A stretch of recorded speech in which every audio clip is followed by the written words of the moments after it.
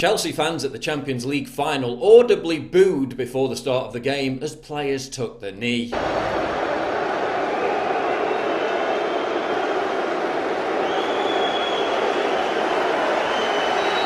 Hello, base department. So now race grifters across the board are paranoid that that will be replicated when fans are allowed to fill stadiums again from next season onwards. What's the FA's stance on this? So our stance on this is it is absolutely a personal choice for players. FA Equality, Diversity and Inclusion Director.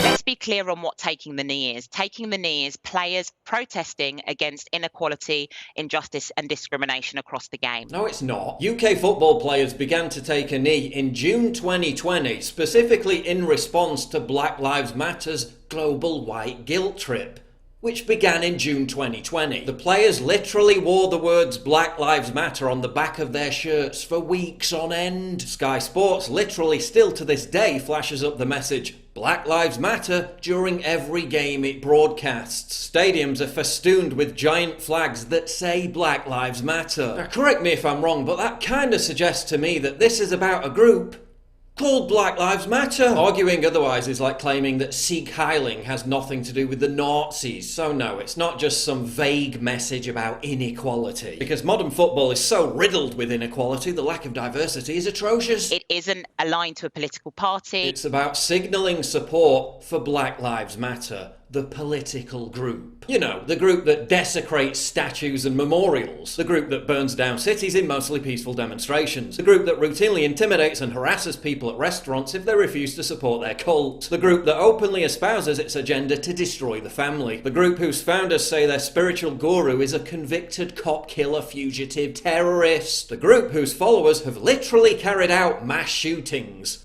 So much for the tolerant left. Point is, this has always been about Black Lives Matter, uppercase, a violent far-left extremist political group. When you're booing players who are taking the knee, what you are in effect booing is the right of those individuals on that pitch to have a voice and to protest against inequality. So why can't fans have a voice too? If players want to support BLM, fair enough, let them express their opinion by taking the knee. They can have their free speech. So why can't fans? Why can't the fans who shell out huge chunks of their income to fund the lavish lifestyles of these pampered, privileged multimillionaires express their opinion too? The same fans, by the way, who have never booed and have generously supported the Kick It Out campaign for decades. We just had a giant European Super League scandal where the takeaway message, the consensus from every football pundit, media outlet and news commentator was listen to the fans.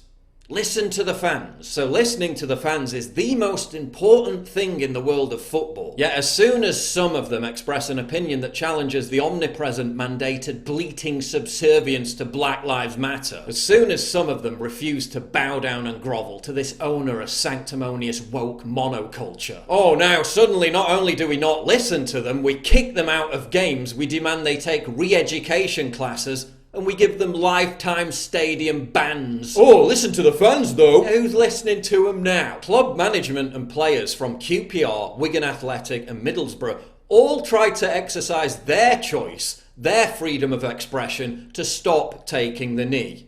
And what happened? They were pressured and dragooned back into doing it. That doesn't sound like supporting free expression to me. That sounds like intimidation through the threat of social media mobs and official sanctions into endorsing a dogmatically totalitarian political movement. Taking a knee is an action that is respectful. It enables us to continue to have conversations about inequality, about discrimination, about racism. Yeah, because we don't talk about racism enough, do we? It's not like it's rammed down our throats by every corporation, government entity, cultural institution, social media network and media outlet on a second-by-second basis, is it? Anyone who has a problem with players taking the knee is a racist. Simple as that. How can you oppose a peaceful protest against inequality? First of all, calling Black Lives Matter peaceful is like calling Ted Bundy an ardent feminist. Second of all, who are you calling racist? Millwall fans were amongst the first to boo taking the knee. No sooner had they knelt than it began. Hello, base department. And they're so racist that they awarded this dude, Najim Abdu, Player of the Year Twice. Yeah, pretty shit racists, aren't they? If you want to know what these fans actually think, how about, oh, I don't know, reading what they actually have to say? This is a post from a Millwall supporter on a fans forum. The whole BLM movement is insulting to many because it seeks to destroy our country's values.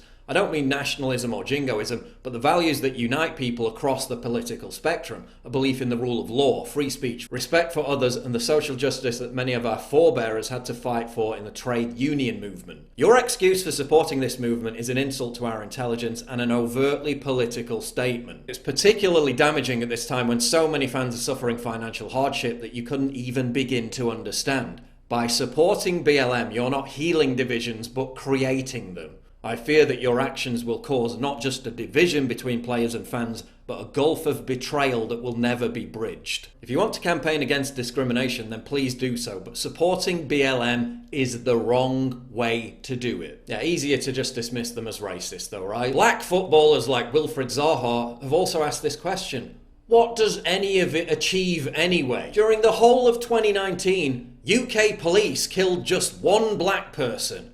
And he was a terrorist. The UK sports media constantly whips up moral panics about racist comments sent to players on social media. So the media conglomerates and their stooges that own them can then lobby for more social media censorship. Then time and time again, you look at the accounts sending these racist messages and 99% of the time it's Abdul or Ibrahim. 99% of the time they're from Dubai, Morocco or Egypt. Which kind of suggests to me that the UK isn't the problem. In the US, BLM raked in $70 million last year. And where did that go? Well, we know where some of it went. Straight into the bank account of BLM co-founder Patrice Cullors so she could buy multiple mansions. What about the rest? To bail out violent criminals who rampage through cities attacking people and burning down small businesses. So when the stadiums are packed with fans once again, not only should they not be punished for booing the taking of the knee, they should be openly encouraged to do so. Black Lives Matter is a hateful, divisive, violent, extremist organisation that has achieved nothing apart from worsening race relations and lining the pockets of its grifter race-baiting leaders. So please, if you're planning to attend a game at the Euros,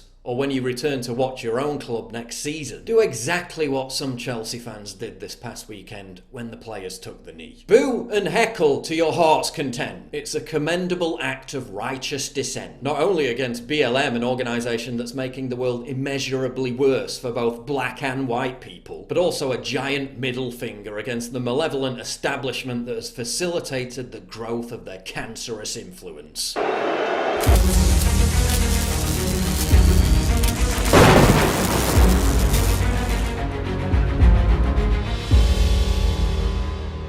It's absolutely crucial for you to help me fight the war on free speech by supporting me via Subscribe Star, link in description, and also signing up for my free newsletter at summit.news/newsletter.